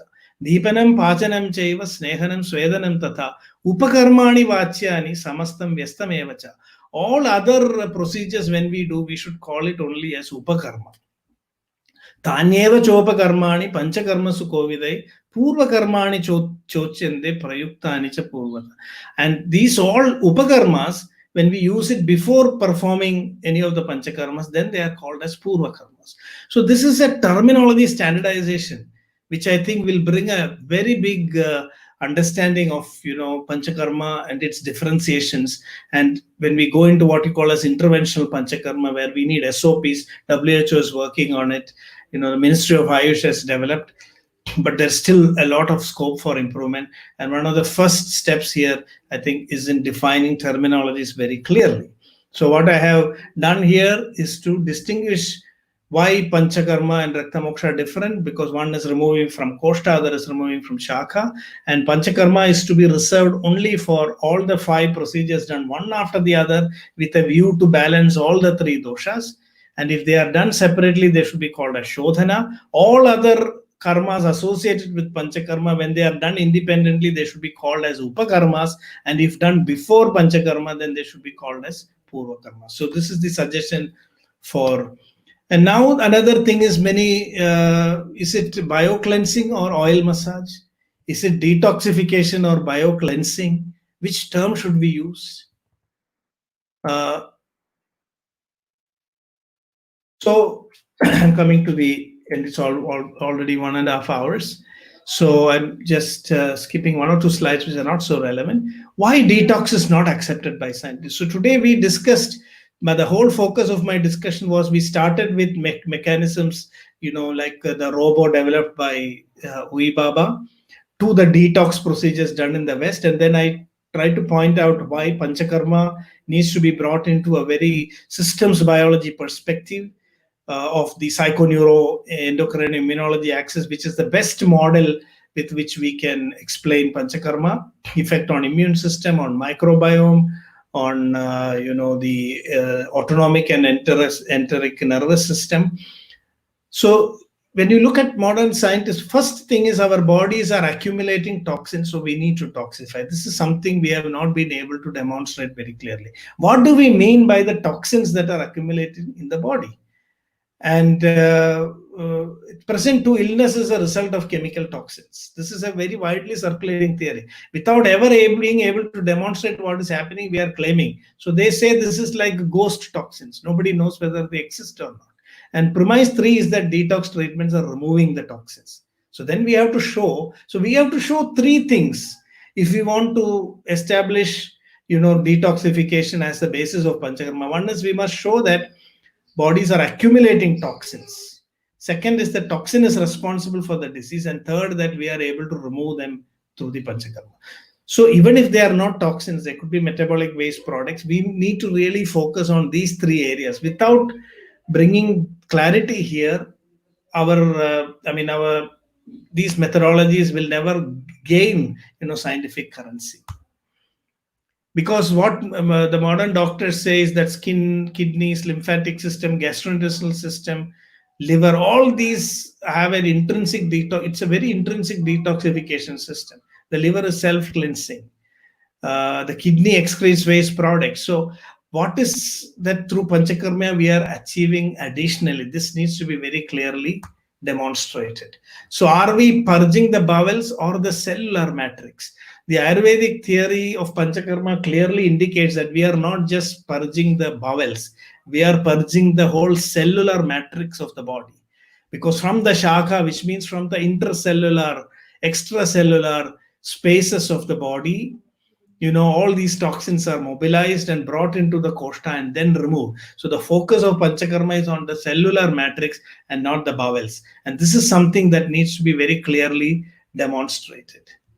So this is generally, if you say this is the Panchakarma research challenge, what toxins are accumulating in the body? Name them. 1, 2, 3, 4, 5. Clearly name them before you start the procedure.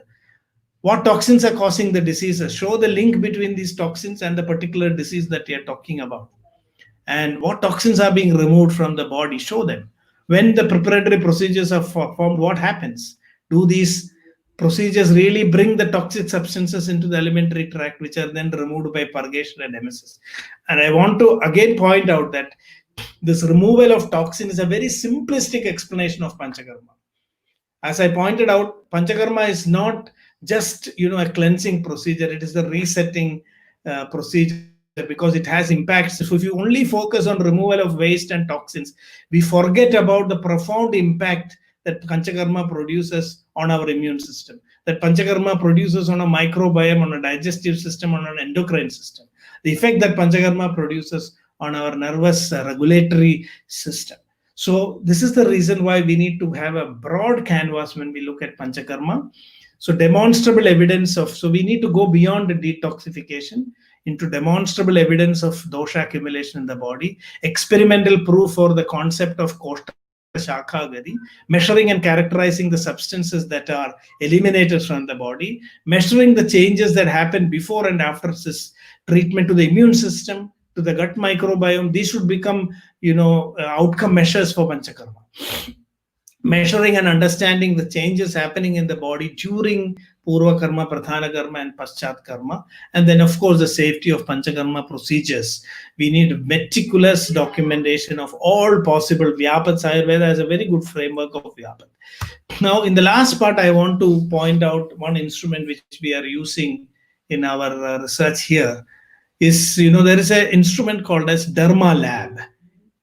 I think this is a good instrument which we can use, and some research is also happening in our School of Ayurveda, where we are using Dharma Lab to optimize SADHANA procedures, understand what happens to the body before and after treatment.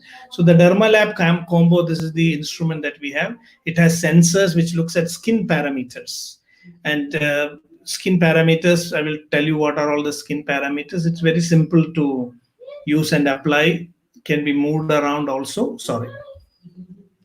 So the skin parameters are. So the skin parameters are like the TEWL, trans epidermal water loss. Then you can look at the humidity on the skin. Then we can look at the pH. We can look at multiple parameters. It also includes a USG scan of the skin.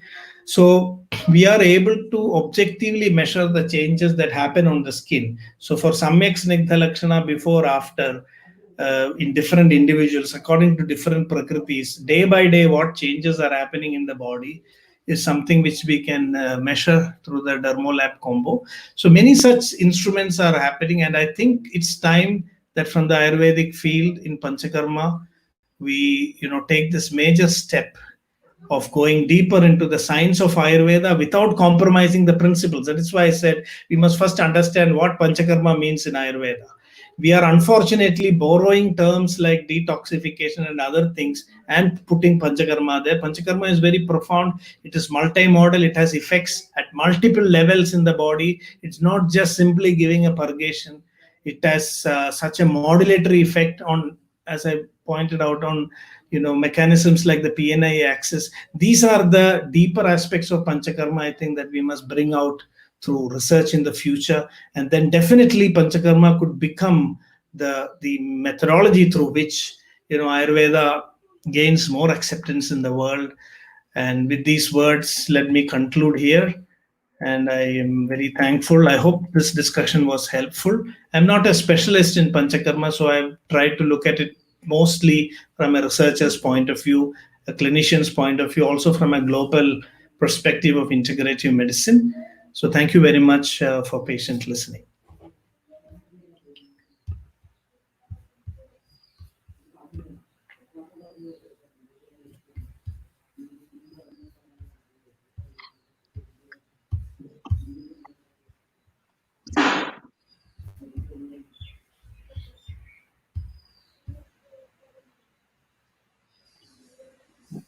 Thank you, sir, for enlightening us and clearing about what's the difference between Panchashodhana as well as Panchakarma.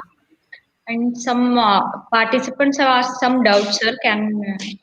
Shall we take those, sir, for the discussion? Yeah, sure. So one question by Dr. Piyush Gupta. How can we understand the Bahudosha Avastha clinically? As in Shloka, there is no Ruja Shabda. As in the? As in the Shloka, there is no mention of Ruja Shabda, sir.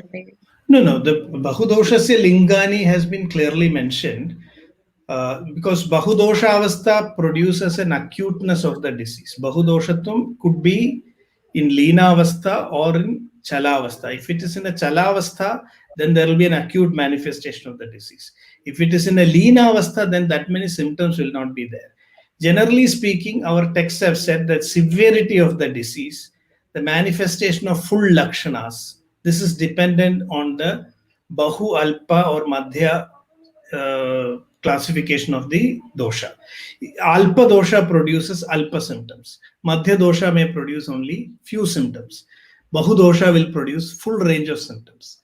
Severity of the disease is also dependent. So this is something we have to work out. We have a concept. So we need to clinically identify. What a clinical identification is possible on the basis of the presentation of the disease. But there is a slight challenge here. According to the bala of the individual, the severity of the disease may also manifest. Guru Vyadhi, Lakhu Vyadhi is there. So we have to consider Guru Vyadhita, Lakhu Vyadhita. Plus, if we consider the activity of the disease, so we have told in many asadhya avasthas, the body says Sarva Sampurna Lingatum. Sarva Sampurna Lingatum of a disease is a asadhya lakshana, which means the dosha is in a Bahu Avastha. If it is Alpa Linga, then the dosha will be in a less avastha. So it is clinically possible. Our texts have clearly mentioned these variations where they have given enough hints, but we have not developed it elaborately into a clinical protocol. So I think that is where work needs to be done. Thank you, sir. The next question is, how long can we go for Shamana, Snehapana? Shamana Snehapana. Yes. So this is where I was mentioning that currently we are basing it on our clinical experience. So there are a lot of variations in the way physicians are doing this, which is what I have also experienced. In Shodhana Snehapana, we have the challenge of achievement of Satmi, after which Utklesana will not happen.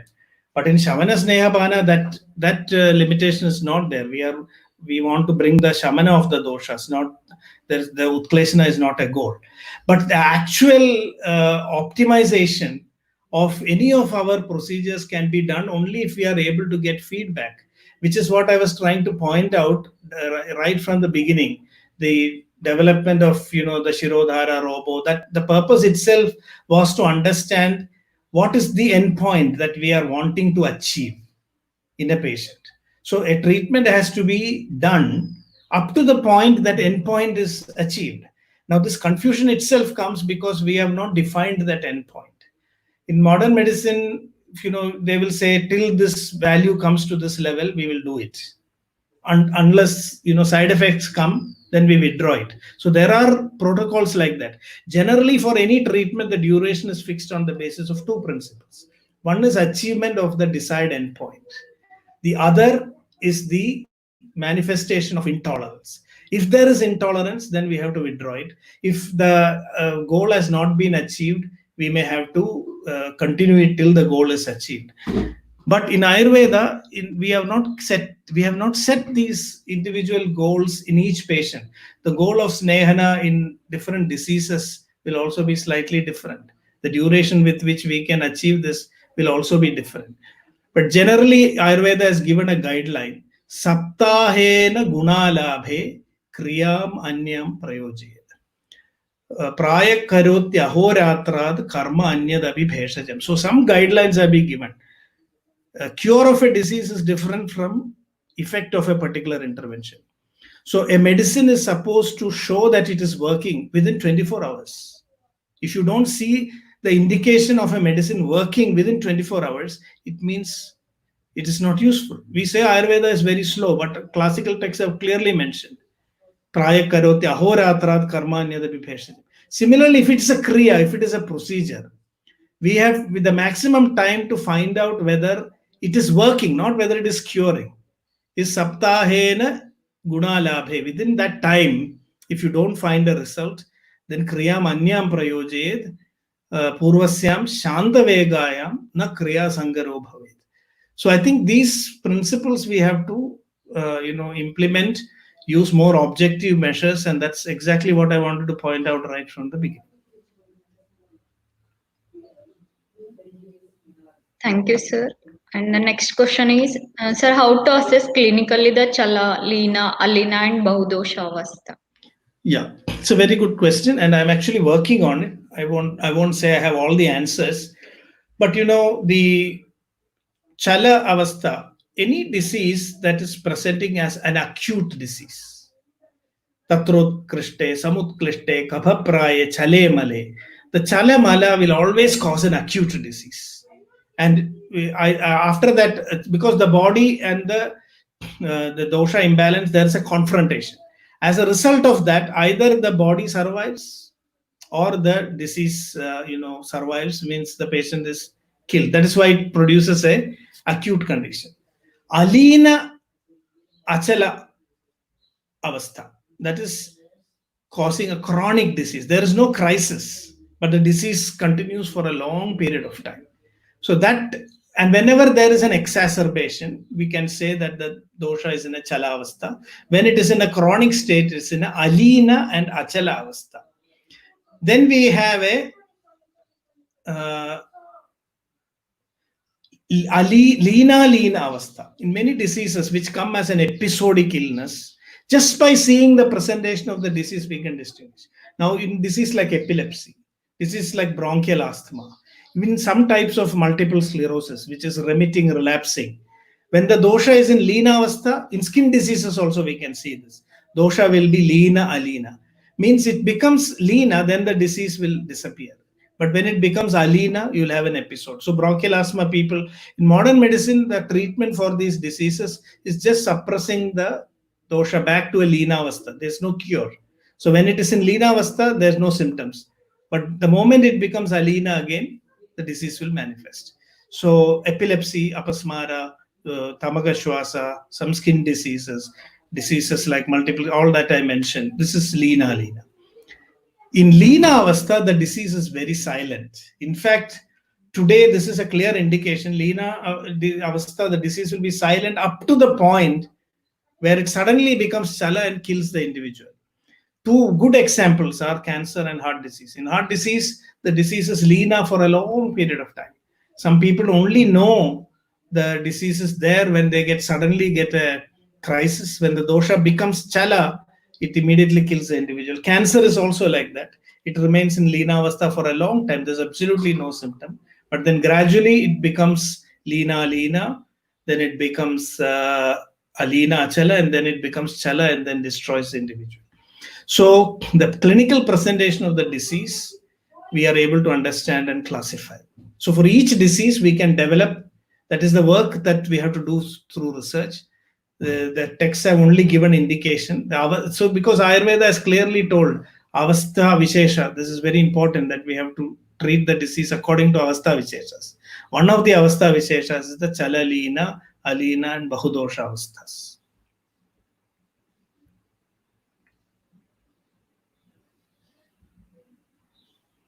Thank you, sir. Next question is, sir, how to understand the bringing doshas from Shaka to Kosta, as the intestine mucosa acts as one-way valve, permitting only absorption? Yes, this is a very, very important question. I still really do not have complete answers for this, and this is one of the reasons why Panchakarma is being questioned also worldwide. This is something which we must look into as a research question in the future. What really happens when we do any of these Vamana or Virechana? Are we really bringing doshas back into the kosha? At this point of time, we do not have answers. As I told you, alpha synuclein. There is evidence that substances are able to cross from the stomach upward. There is more evidence for koshta shakha gadi, but less evidence for shakha koshta gadi.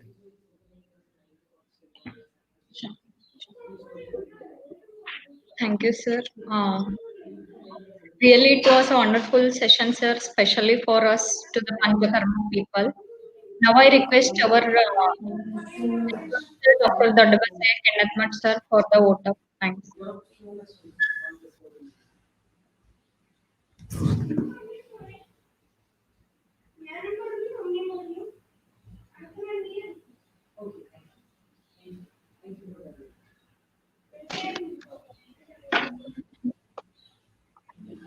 Namaste, sir.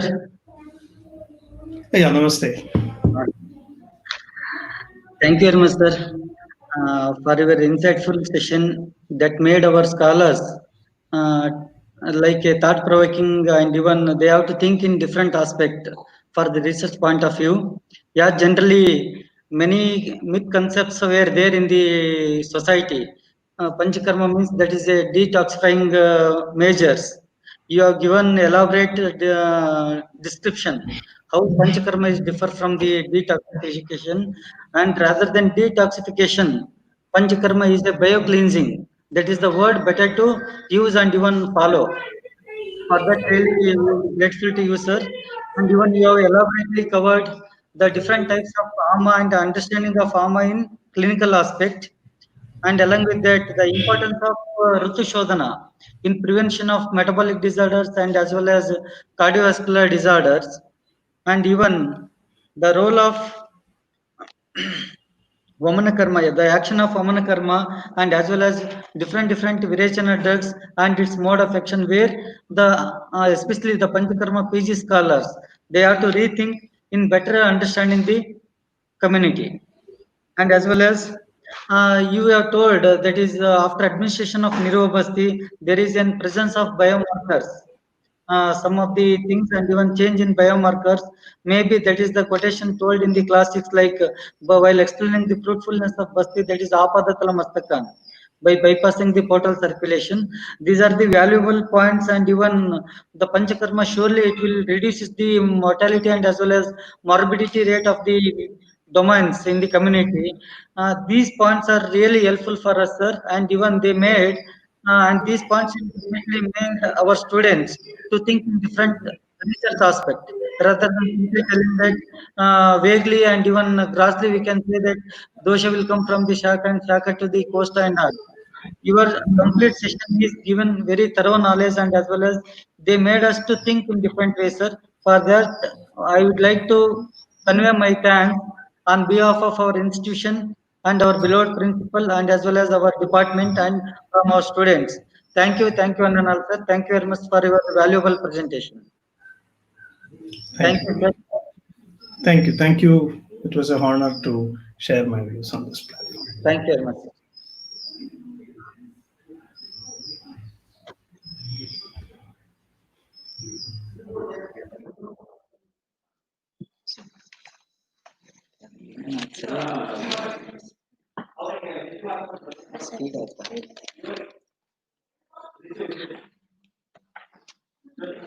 Thank you, sir, and thank you all the participants for making this as a successful event. Thank you so much.